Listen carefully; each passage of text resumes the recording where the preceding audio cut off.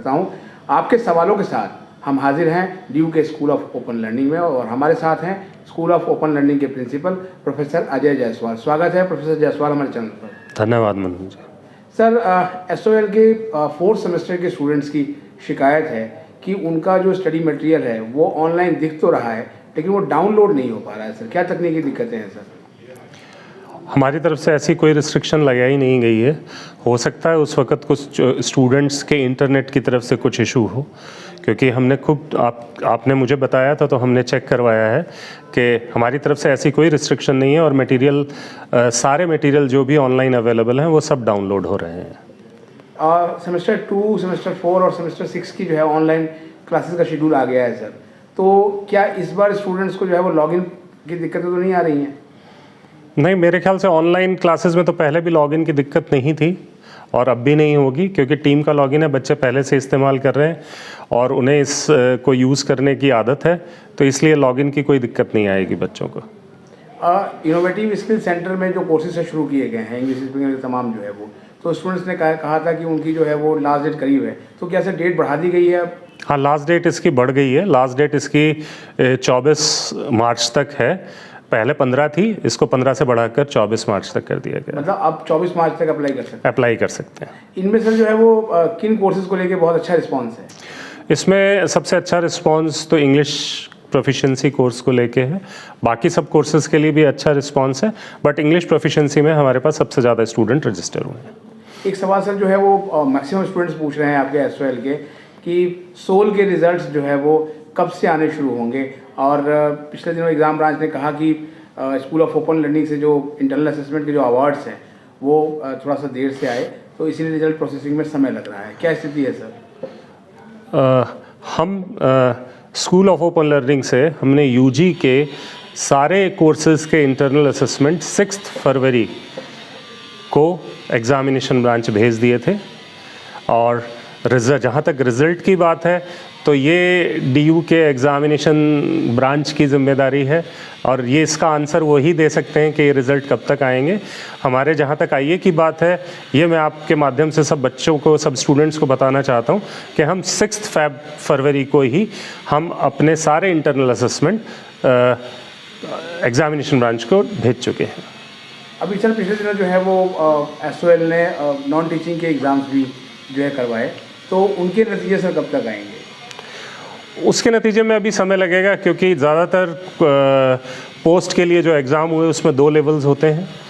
पहले लेवल पे तो चेकिंग जो है वो ऑटोमेटिक हो जाती है, और जो उसमें से क्वालिफाई करते हैं उनके लिए सब्जेक्टिव टेस्ट होता है, और उस सब्जेक्टिव टेस्ट के एवेल्यूएशन में टाइम लगता है।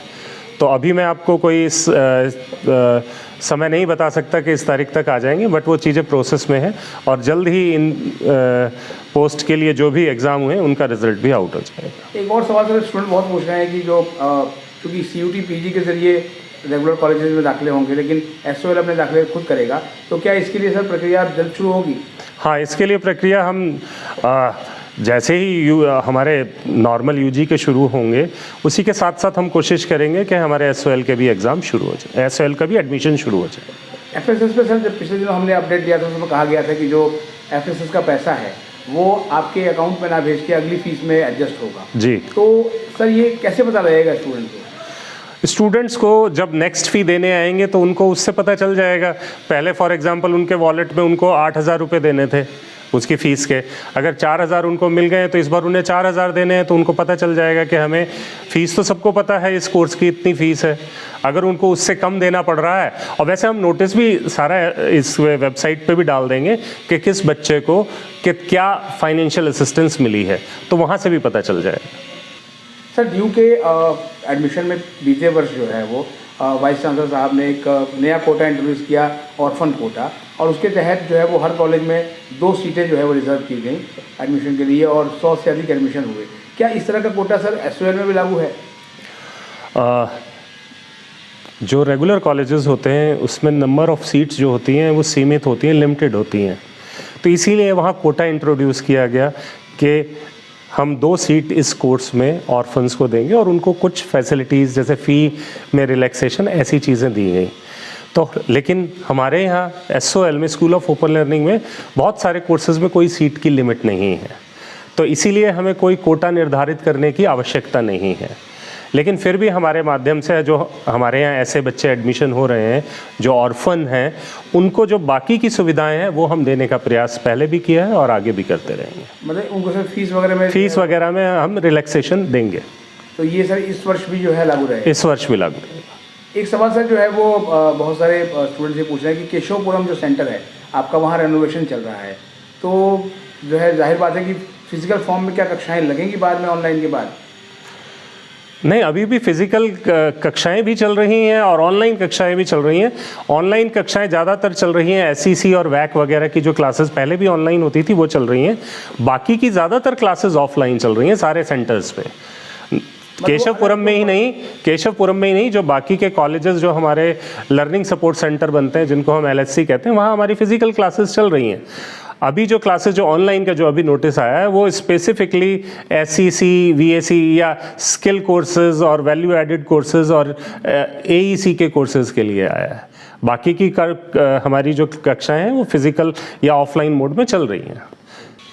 सर SOL के स्टूडेंट्स की ये शिकायत है कि जो नॉर्थ कैंपस विश्वविद्यालय के पीछे का जो मेन आपका हेडक्वार्टर है, यहाँ जो लाइब्रेरी है वो बच्चे उसको एक्सेस नहीं कर पा रहे हैं। क्या उसमें प्रवेश बंद कर दिया गया है सर?